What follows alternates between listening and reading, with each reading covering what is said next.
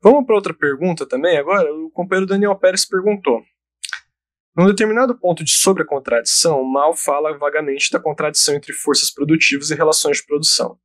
Não consigo entender do que se trata. Talvez o problema seja que eu ainda entendo a palavra contradição de maneira vulgar e o conceito filosófico é bem diferente. Mas, bom, as forças produtivas estão em contradição com as relações de produção? O que isso implica?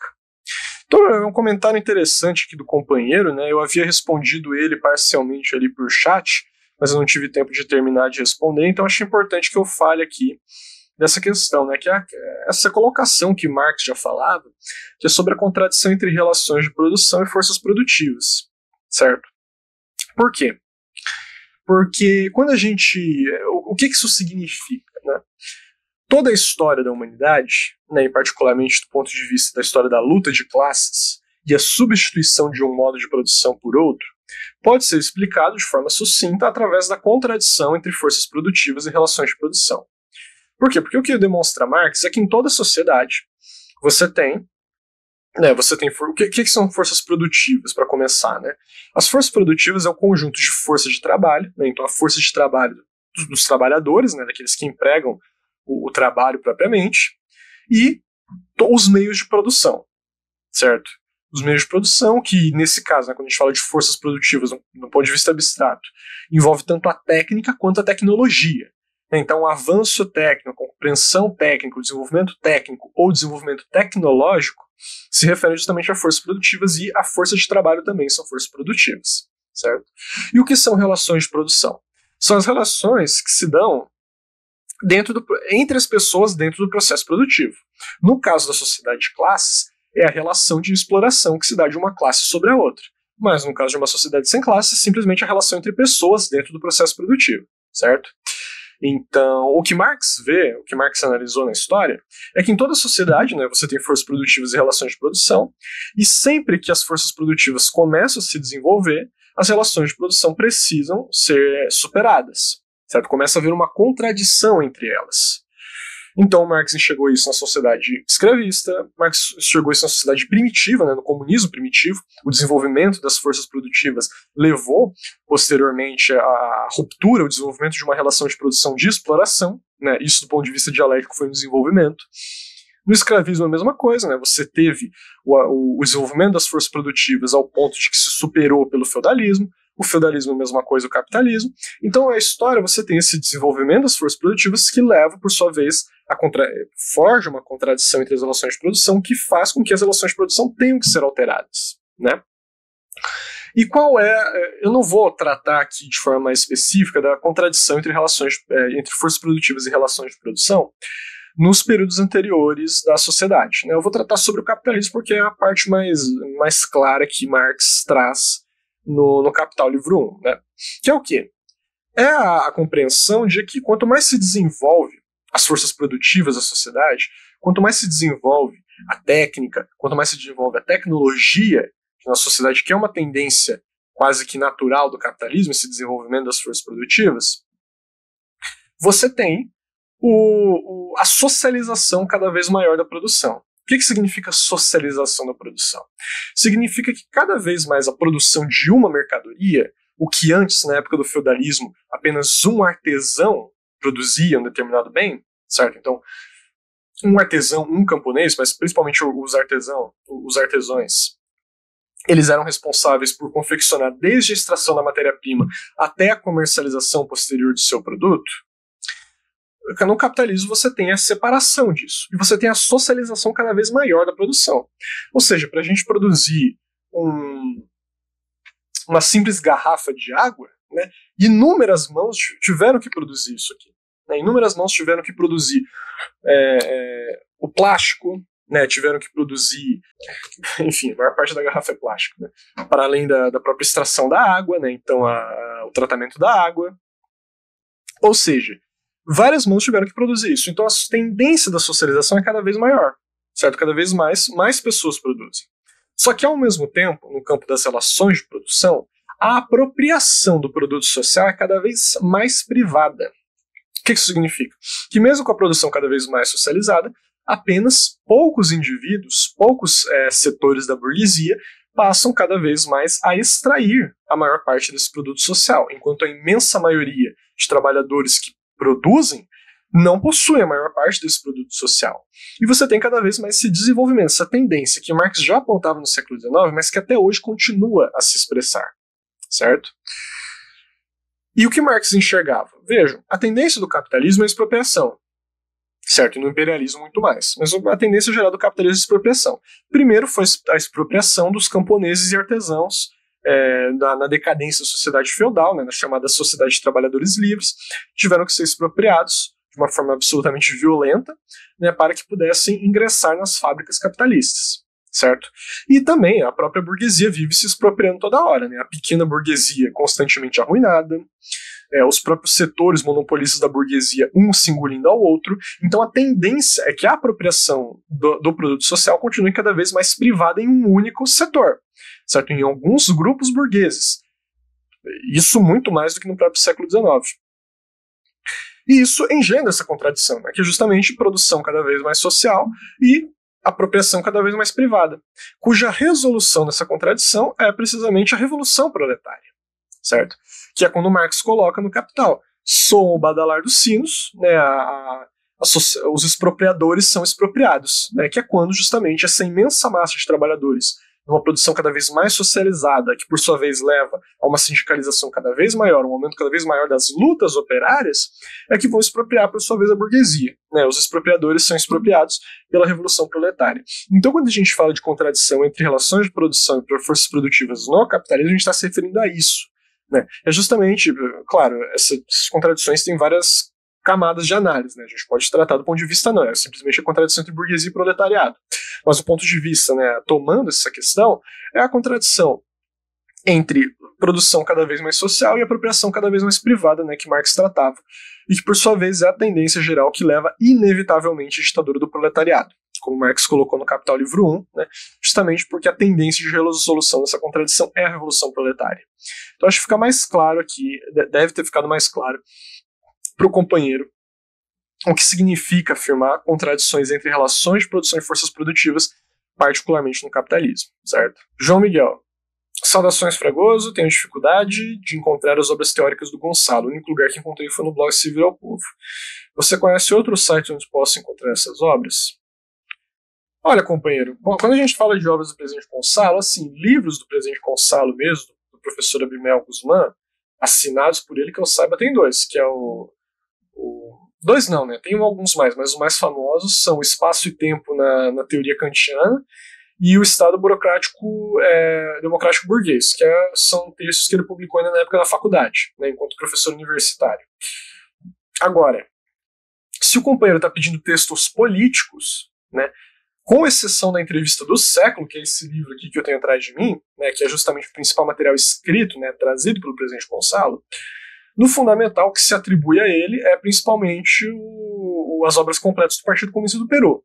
Então, se o companheiro quer conhecer o pensamento, a obra teórico-prática do presidente Gonçalo, é ler os arquivos do Partido Comunista do Peru, né, que a gente tem publicado hoje na internet.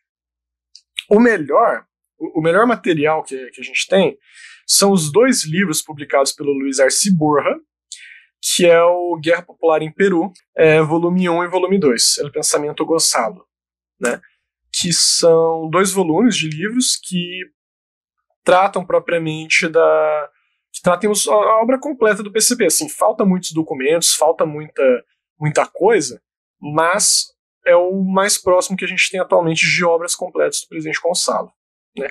Isso fiel, né? Porque a gente tem vários livros em inglês, vários compilados em inglês que buscam inclusive ser os definitivos, só que a maioria deles é muito ruim.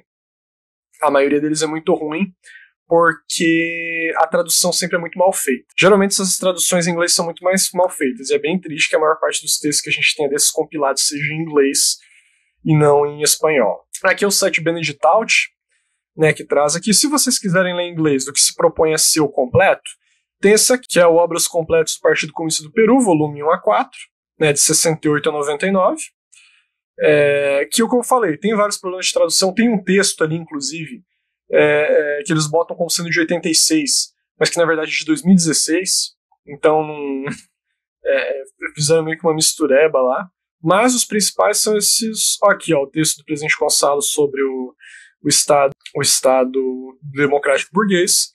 Mas o principal aqui é esse aqui, ó, Guerra Popular em El Peru, El Pensamento Gonçalo, de Luiz Arce Borja. Aqui tem o volume 1 e aqui tem o volume 2, né, que trazem os principais textos do Partido Comunista do Peru. Né? Então, mas, né, eu sempre estou colocando aqui, né, estou divulgando, compre a entrevista do século do presidente Gonçalo, companheiros. É o melhor texto que vocês vão poder estar lendo, é o melhor material que vocês vão poder estar acompanhando aí em torno da obra teórico-prática do presidente Gonçalo, em torno do Partido Comunista do Peru. Recomendo que comprem aí, é de muita importância, né, inclusive para ajudar o desenvolvimento da editora que tá se desenrolando agora. Né? Bizarro pergunta. Quando todos os países forem socialistas, quanto tempo demoraria até chegar ao comunismo? Vixe. Aí, quanto tempo? Aí a gente não tem como prever, né, companheiro? Isso é uma coisa que não dá para prever. Vai durar séculos. O presidente Mao coloca isso de forma cabal. Assim, uma vez que se acaba o imperialismo até a gente chegar ao comunismo, vai levar séculos, certo? Porque nada garante que em um país socialista não vão se restaurar o capitalismo em algum momento. A burguesia vai continuar existindo no Partido Comunista por muitos séculos. Então, para chegar definitivamente na sociedade sem Estado no comunismo, vão se percorrer aí alguns longos séculos. Né? Não vai ser agora que isso vai se resolver, não tem como te dar uma data, porque isso aí já entra no campo da futurologia. Mas, de fato, é isso, sim, né? Essa questão. Gabriel Barbosa pergunta: camarada, boa noite, você pode me indicar alguma leitura, como livro ou tese de doutorado, que mostra a relação entre a vitória soviética na Segunda Guerra e a coletivização dos anos 1930? Olha, companheiro, essa relação direta entre a coletivização e a vitória da Segunda Guerra, eu particularmente não tenho conhecimento, certo? Eu não tenho conhecimento direto sobre esse fato. Eu tenho duas coisas que podem ser interessantes. Uma é o livro do professor, isso, claro, do ponto de vista acadêmico, né? Não estou falando do ponto de vista de materiais do Partido Comunista da União Soviética, dos próprios materiais de simpatizantes da União Soviética, que isso tem de sobra. Estou falando aqui de materiais acadêmicos que o companheiro possa utilizar na universidade, coisa do tipo. Tem o livro do Robert Thurston, né, que é o Vida e Terror na Rússia Soviética, na Rússia de Stalin, 1934-1941, que ele coloca de forma cabal que as grandes depurações, ou seja, os processos políticos que se desenvolveram na União Soviética a partir dos anos 30, foram fundamentais para garantir uma frente unida na vitória contra o nazifascismo na Segunda Guerra Mundial. Isso não trata da coletivização em si, ele começa a partir de 34, mas evidentemente que aquelas políticas foram uma continuação da coletivização. Ele mostra a extrema unidade que o povo soviético encontrou, né, após todas as lutas políticas que se desenvolveram. E na Grande Conspiração, que é um livro bem antigo, né, lá dos anos 40 e 50, do que é a base principal do meu vídeo sobre o trotskismo, fala de forma explícita que sem esse combate à sabotagem, né, a sabotagem e as políticas de fato contra quem está colando na União Soviética, não seria possível vencer a Segunda Guerra Mundial. Agora, um outro material que eu acho muito importante, que eu acho que talvez entre no que você está pedindo, e dá para fazer uma relação indireta, ainda que não seja direta, é um artigo do professor Mark Tauger, que é um grande especialista da coletivização soviética, né? É um historiador burguês, evidentemente, anti-stalinista, mas é um especialista na agricultura soviética. E ele tem um artigo, deixa eu só achar o nome dele aqui. O nome do artigo é Modernização da Agricultura Soviética. Não sei se eu posso compartilhar aqui, mas, de qualquer forma, o nome do artigo, para vocês pesquisarem aí, é Modernization in Soviet Agriculture, do Mark Tauger, para uma revista finlandesa de literatura, certo? Então, ele trata aqui justamente de como a coletivização soviética levou à modernização da agricultura no país, né? A toda a modernização levou, de fato, a União Soviética para o primeiro mundo em termos de produção agrícola, e ele coloca de forma explícita que a coletivização foi a principal política responsável por desenvolver isso, né? Então, evidentemente, né, que se a gente parte desse ponto de vista, a conclusão é muito óbvia de que para se vencer a Segunda Guerra Mundial, com a tecnologia desenvolvida na agricultura na época, foi de extrema importância, certo? Esses são os dois melhores materiais que eu consigo pensar sobre isso. Uma relação direta entre coletivização e Segunda Guerra Mundial, eu não saberia te dizer explicitamente agora, para materiais acadêmicos. Material de livros anedóticos, por exemplo, de evidências anedóticas, tem o livro do Alexander Zinoviev, né, que era um dissidente, inclusive tentou matar Stalin nos anos 30, e anos depois ele escreveu de próprio punho, assim, se não fosse a coletivização agrícola, a gente não teria vencido a Segunda Guerra Mundial. Né? Aí é relato anedótico, aí tem os livros do PCOS, aí tem os livros simpatizantes, mas, né, do fundamental, em termos acadêmicos, eu imagino que o companheiro esteja perguntando do ponto de vista acadêmico, esses dois que eu falei acho que já dão uma boa base sobre o assunto. Bruno da Silva pergunta: e a NEP é revisionista? Não, companheiro. Nós tivemos um atraso aí, mas nós vamos lançar um livro sobre Vamos lançar um vídeo sobre a NEP o mais rápido possível, né? O mais rápido que a gente conseguir, a gente vai estar lançando. A NEP não foi revisionista de forma nenhuma. Quem afirmava que a NEP foi revisionista foi o Che Guevara. O Che Guevara falava nos seus apontes críticos à economia política que a NEP foi uma política revisionista, né, que já era o embrião, o germen da restauração capitalista na Rússia, na União Soviética. Mas a gente discorda dessa posição.